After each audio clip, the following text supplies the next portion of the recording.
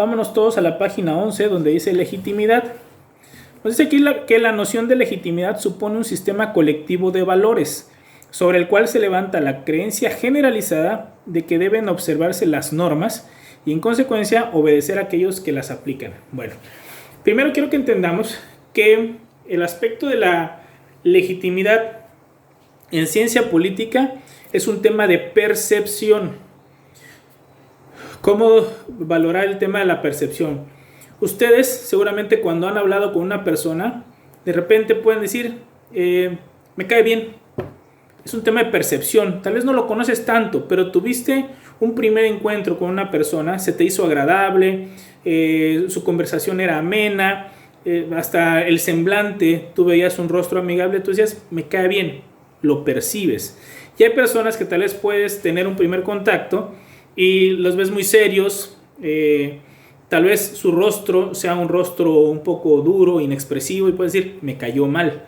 Un tema de percepción, es decir, ni siquiera entramos a profundidad a conocer a una u otra persona, pero esa primera idea que nos genera una persona, pues repito, es un tema de percepción, lo que nosotros a través de nuestros sentidos logramos detectar del comportamiento de una persona. Ahora, llevándolo al terreno de lo político, que es lo que me importa, y es en lo que quiero que se centren para efecto de poner ejemplos. La política también, el ejercicio de la política también se percibe.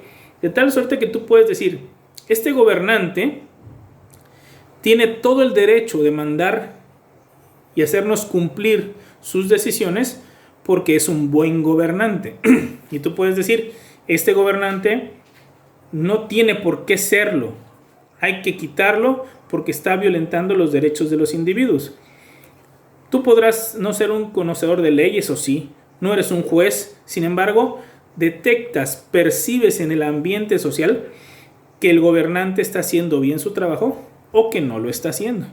Entonces, la legitimidad es cuando el ciudadano o el pueblo, la ciudadanía, le otorga al gobernante precisamente esa potestad, ese beneficio de decirle, estás haciendo bien las cosas porque te basas en la ley y por lo tanto nosotros cumplimos lo que tú dices, o lo contrario. Nuestra percepción es de que tú eres ilegítimo. ¿Por qué? Porque tal vez llegaste por el modo equivocado al poder, o aunque hayas llegado por el modo correcto, violentas al pueblo que tú dijiste proteger, al pueblo que tú dijiste que ibas a buscar el interés público. Entonces, repito, el tema de la legitimidad es un tema de percepciones. Ahora, viene una clasificación. Según Dodge, existen 3 tipos de legitimidad. La legitimidad por procedimiento, la legitimidad por representación y la legitimidad por resultados. La primera, por procedimiento, consiste en la consideración de que quien manda está autorizado para hacerlo en virtud de la forma en que obtuvo el cargo. En una monarquía hereditaria, la condición de hijo del soberano legitimaría su acceso al poder. Bueno, recuerden que en las monarquías se establece que el rey en turno, una vez que fallece, tendrá que venir un nuevo monarca. Este nuevo monarca será uno de los hijos del rey. Dependiendo de cada casa de nobleza, cada casa reinante en los diferentes países que manejan aún la monarquía, habrán algunos casos en donde piden exclusivamente que sea el hijo varón y que sea primogénito. Otros podrán decir el primer hijo varón y habrán otros que dirán, bueno, puede ser una mujer, que sea la mujer, o en este caso la hija mayor. Eso va a variar en cada casa gobernante de las diferentes monarquías, pero lo cierto es que el tema de la monarquía es hereditaria, es decir, el rey que fallece tendrá que ser sustituido por uno de sus hijos. Si en caso no existieran hijos, como a lo largo de la historia en algunos momentos pasó, es decir, porque el rey no dejó un heredero, o sea, no tuvo descendencia, entonces podía venir algún hermano del rey a sustituirlo como rey. Si no había un hermano, entonces se buscaba un sobrino del rey, y así se iban buscando en las diferentes tanto generaciones como ramificaciones familiares que podía tener el rey que acababa de fallecer. Pero existe un procedimiento que va a legitimar al futuro rey para que tome en su momento el papel de nuevo rey. Y la gente le reconoce a este rey el que llegó de la forma correcta en base a ese procedimiento a convertirse en el nuevo rey de X o Z país. Pongo como ejemplo lo que sucedió en España. En España, el anterior rey de nombre Juan Carlos, en base a los lineamientos implicaba de que si él moría, tendría que sustituirlo su primer hijo varón. Antes de tener al primer hijo varón tuvo a 2 mujeres, por lo tanto ellas no eran herederas a la corona, sino el heredero era el tercer hermano, que fue un niño efectivamente, o ya es un señor por supuesto, que en su momento era el príncipe Felipe, si no me equivoco. Ahora, el rey no murió, simplemente el rey Juan Carlos decidió abdicar. ¿Qué significa abdicar? Es renunciar a ejercer el puesto de rey, es decir, dejar de ser rey, pero obviamente no falleció, simplemente él consideró que su edad ya no le daba a él el vigor que necesitaba para realizar las funciones que un rey debe realizar y decide abdicar, renunciar. Entonces quien toma el puesto, sube al trono como nuevo rey, es su hijo Felipe, que es el actual rey de España. Sin embargo, repito, no murió el anterior rey, simplemente abdicó. En el caso de Inglaterra está la reina Isabel, ella es la reina de Inglaterra. Si ella llegara a fallecer, su hijo, el príncipe Carlos, sería el que ascendería al trono. Sin embargo, hemos visto que la actual reina de Inglaterra es una persona muy longeva, es decir, tiene una edad muy avanzada, al lado de que si uno ve a la reina y al heredero, al príncipe Carlos, a veces podríamos decir que son de la misma edad, es decir, es una persona ya también de avanzada edad del príncipe Carlos, y la reina no ha decidido abdicar como lo hizo el español, que implica que seguramente hasta que fallezca seguirá siendo reina, y pues tendremos que ver si sigue vivo el príncipe Carlos para ascender a la corona. De lo contrario, el siguiente en la línea para ser rey sería el nieto de la actual reina, que es el príncipe William, hijo de Carlos y de la princesa Diana, que ya en su momento falleció en un accidente. Este muchacho es el hermano mayor de 2 que existen como herederos en esa línea del príncipe Carlos. A él le correspondería ser rey. Incluso su hermano, si el príncipe William en su momento no pudiera, su hermano tampoco podría hacerlo ya, porque él ya renunció a los derechos de la corona. Es el que ha estado últimamente en los medios de comunicación de que se casó con una artista, no sé si canadiense o norteamericana, y que renunció a sus derechos de la corona. Por lo tanto, tendría que buscarse por otro lado quién sería el rey en caso de que ni el príncipe Carlos ni el príncipe William pudieran tomar la corona inglesa.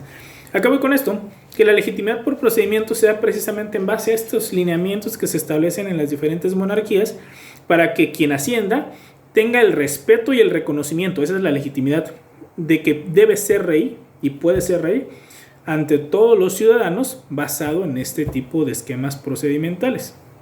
Esa es la legitimidad por procedimiento. ¿Qué va a ser la legitimidad por representación? Esto ya es lo que nosotros aplicamos en nuestro sistema político mexicano.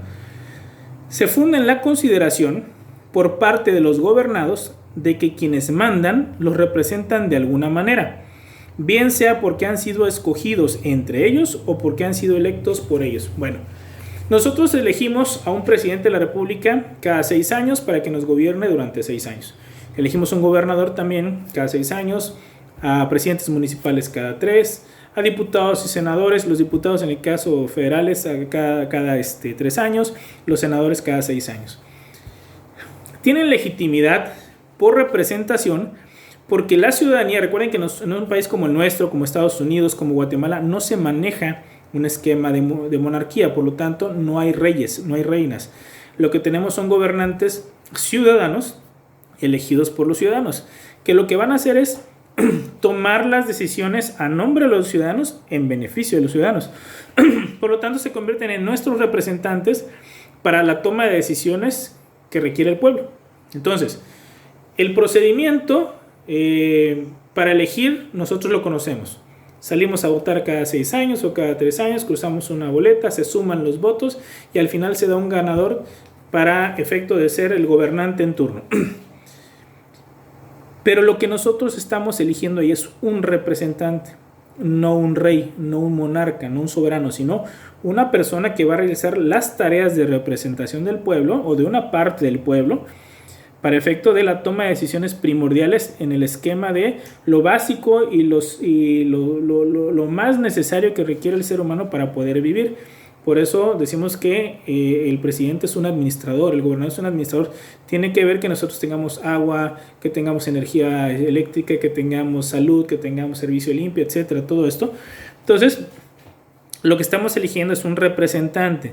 Y para que tenga la legitimidad este representante, se tiene que cumplir precisamente con todos los pasos de una elección y que nosotros percibamos que la elección fue limpia, que fue honesta, que no se violentaron los derechos de ningún candidato, que no se pasó por encima de las leyes electorales, para que nosotros, independientemente de que gane el candidato por el que votamos o pierda el candidato por el que votamos, quien quede como gobernante podamos decir es legítimo que él sea nuestro representante, aunque yo no voté por él o por ella, es quien tuvo más votos y por lo tanto tiene todo el derecho de dirigir y de tomar las decisiones a nombre del pueblo que está en esta demarcación, llámese municipio, estado o país. La legitimidad por representación se da precisamente de esa manera y esa es la que estamos más familiarizados. La legitimidad por resultados, y aquí sí quiero aclarar mucho porque no quiero que se me vayan a confundir. Si nada más leen legitimidad por resultados, lo primero que asociamos es los resultados de las elecciones, el que tuvo más votos. No va por ahí. Ese sería más legitimidad por representación. Aclaro y quiero que pongan mucha atención en esto porque se me pueden confundir. Leo, legitimidad por resultados. Se orienta por la capacidad del gobierno de realizar la justicia para alcanzar las metas que se ha propuesto.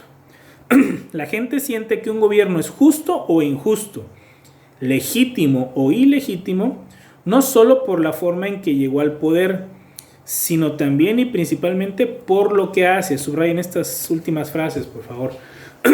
¿Cómo entender esto? La legitimidad por resultados se da en base a tu trabajo. Cuando hablo de resultados es no resultados de las elecciones, de los votos, no. Se refiere a el éxito que haya tenido el trabajo que realiza un gobernante. Por lo tanto, aquí va más allá de la elección. Vamos a pensar que un candidato gana las elecciones, ya es el gobernante, y nadie discute que llegó por la vía legal, es decir, que no violentó ni los derechos de los ciudadanos ni de los contendientes para poder ser gobernante. Y realiza un buen trabajo. Vamos a pensar que hizo 30 promesas de campaña. Y las 30 promesas de campaña ahora son 30 hechos consumados, realizados dentro de lo que es el ejercicio de la administración pública. Esa persona, por supuesto, que tiene legitimidad ante el pueblo. Una, porque llegó sin hacer trampas a ser el gobernante. Y dos, porque cumplió todo lo que prometió en campaña. Ahora, pensemos en aquel que llega al poder, igual, con el aval de los tribunales electorales, llega bien, pero da malos resultados. Es decir, no cumple lo que dijo en campaña. Esa persona pierde la legitimidad ante el pueblo. ¿Por qué? Porque se comprometió al inicio de su mandato a trabajar para el pueblo en beneficio del pueblo y está haciendo lo contrario. Está violentando garantías, está cayendo en actos de corrupción. A todas luces la gente lo va a reprobar. Y aunque pueda saber que llegó por la buena a ser el gobernante, lo reprueba en base a su actuar, en base a los hechos, a lo que deja de hacer como gobernante. Por lo tanto, la legitimidad por resultados se centra en el éxito de lo que tú llevas a cabo en los hechos, en las acciones de gobierno, no en base a resultados de elecciones. Lo aclaro. Quiero que quede muy claro esto, por favor. Legitimidad por resultados se sustenta en las acciones, en las tareas que tú logras hacer en beneficio del pueblo. Y aquí cabe hacer una aclaración más. Puede ser que la persona, el candidato, después gobernante, haya ganado a través de un fraude electoral. Se llegó por la mala. Pero él sabiendo que no tiene la aceptación del pueblo porque consideran que robó una elección, se dedica a trabajar en beneficio del pueblo y se logra legitimar ante el pueblo, de tal suerte que el pueblo pueda decir o pueda olvidar, llegó mal, pero ha trabajado tan bien, se dedicó a trabajar por el pueblo, que lo vamos a seguir, es un buen gobernante. Sí, el pueblo dejará de lado, o por lo menos no estará echándole en cara la forma en que llegó, turbia, fraudulenta, pero como da resultados, entonces viene una legitimidad precisamente de eso, de los resultados, de lo que ha conseguido en beneficio del pueblo. Un ejemplo, y eso está, ahora sí que está muy hablado, comentado en los medios de comunicación, por los diferentes políticos, por supuesto por el actual presidente, es que en el año 2006, la contienda entre Felipe Calderón y Andrés Manuel López Obrador, que termina ganando Felipe Calderón del PAN, la diferencia de votos fueron 255,000 votos aproximadamente, en beneficio obviamente de Felipe Calderón. Lo que se comentó en su momento, digo, 255,000 votos es los votos de lo que sería una ciudad más pequeña que Tapachula, ¿no? Tapachula tiene 350,000 habitantes. Obviamente estamos hablando de votos, de gente mayor de edad, ¿no? Pero de todas maneras son muy pocos para un país tan grande como el nuestro. En su momento, lo que dijo y aseveró el candidato en ese momento derrotado, Andrés Manuel López Obrador, es que se había cometido un fraude electoral y realizó una exposición de los por qué se consideraba que se había dado un fraude electoral. Por ahí se volvió muy famosa aquella frase de voto por voto, casilla por casilla. Él pedía que se reabrieran todas las casillas del país y que se volviera a contar, porque él tenía la seguridad de que si se hacía eso, al contar nuevamente los votos, el triunfo iba a ser para él. Entre uno de los temas más discutidos era de que había una suma de votos nulos, es decir, aquellos que no se cruzaron bien o que no se entendía muy bien qué es lo que había querido hacer el elector al cruzar una boleta. Muchos consideraban que en esos votos nulos había muchos votos a favor de la coalición que encabezaba Andrés Manuel López Obrador. Al final del día y del proceso electoral, el Tribunal Federal Electoral le terminó dando el triunfo a Felipe Calderón, pero Andrés Manuel López Obrador en su momento seguía, y hasta la fecha sigue diciendo que le robaron esa elección. Como fueron mucha gente la que votó por Andrés Manuel López Obrador, el país se polarizó entre los que votaron a favor de Calderón y los que votaron a favor de López Obrador. Incluso él se declaró presidente legítimo y nombró un gabinete legítimo que es como un gabinete sombra, ¿no? ¿Qué implica eso? Que el que él nombró como secretario de Educación le va a ser como que la marca personal del secretario de Educación que puso Felipe Calderón, y que aunque el que ejerce el presupuesto es Felipe Calderón y su equipo de trabajo, el otro se vuelve así como una conciencia, ¿no? Una sombra que está vigilando todo lo que hace el otro, para que en cuanto den un paso en falso o hagan algo incorrecto, pues lo den a conocer al país. El tema es que Felipe Calderón, cuando llega a la presidencia, pues llega muy desacreditado ante un gran sector de la población, porque seguían a López Obrador y decían, pues le robó la presidencia y por lo tanto no debe ser presidente. Le llamaban el espurio, ¿no? Es decir, aquel que es ilegal, que roba, o que en este caso robó un cargo, ¿no? La toma de la presidencia, bueno, la toma de protesta como presidente Felipe Calderón fue en medio de silbatazos en el Congreso. Un día antes y ese mismo día se agarraron a golpes. Los de la oposición se subieron al templete. Bueno, fue un desastre, pero al final de cuentas tomó posesión como presidente de la República Felipe Calderón. La realidad es que gran parte de la población mexicana no consideraba que fuera un presidente legítimo, y no quiero que pierdan de vista esto. Entonces Felipe Calderón intentó con resultados ganarse al pueblo mexicano, y seguramente alguien en su equipo de trabajo le dijo: señor, ¿qué es lo que más le duele a los mexicanos? Estábamos hablando del 2006, el tema de la inseguridad. Si logramos convertir a México en un país seguro, la población que ahorita no lo aprueba lo va a querer, lo va a legitimar en base a que usted le va a dar lo que no le han podido dar los últimos presidentes, que es un México seguro, un México en paz. Y él es el que decide en su momento sacar al ejército de los cuarteles y empezar a hacer tareas que antes hacía solamente la Policía Federal. Ustedes han crecido ya viendo al ejército de forma natural en las calles, pero anteriormente no lo hacían, porque no era su tarea. Entonces Felipe Calderón decide sacar al ejército mexicano a realizar precisamente estas tareas, porque el ejército mexicano no estaba, y creo que sigue sin estar, con una imagen en que el pueblo mexicano los vea mal. La Policía Federal desafortunadamente ya había tenido una serie de episodios muy fuertes de corrupción, de infiltración, del crimen organizado. Entonces él saca precisamente al ejército y a la marina a luchar contra el crimen organizado. Y a partir de ahí vinieron toda esta ola tan grande de violencia, de muertos, de civiles en fuego cruzado desafortunadamente, que intentaba pacificar un país y que desafortunadamente no se logró. Desafortunadamente no porque estuviéramos a favor o en contra de Calderón, sino porque realmente eso es algo que todo el mundo buscaría. Entonces, aclaro, el tema de la legitimidad por resultados, Calderón lo intentó, no lo logró, porque el país en lugar de pacificarse se volvió más violento, ¿no? Entonces, el esquema o la legitimidad por resultados, repito, se da en base a lo que tú consigues y la gente te da el visto bueno porque percibe que eres un buen gobernante, independientemente de la forma que hayas llegado.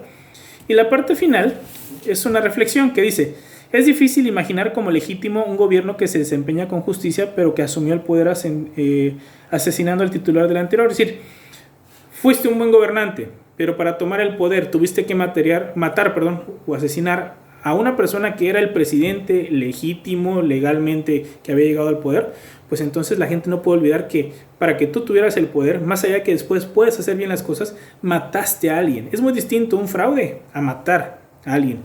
A lo largo de la historia han habido varios casos en los que para que tome el poder un gobernante, que después puede ser bueno, regular o malo, mató a otro.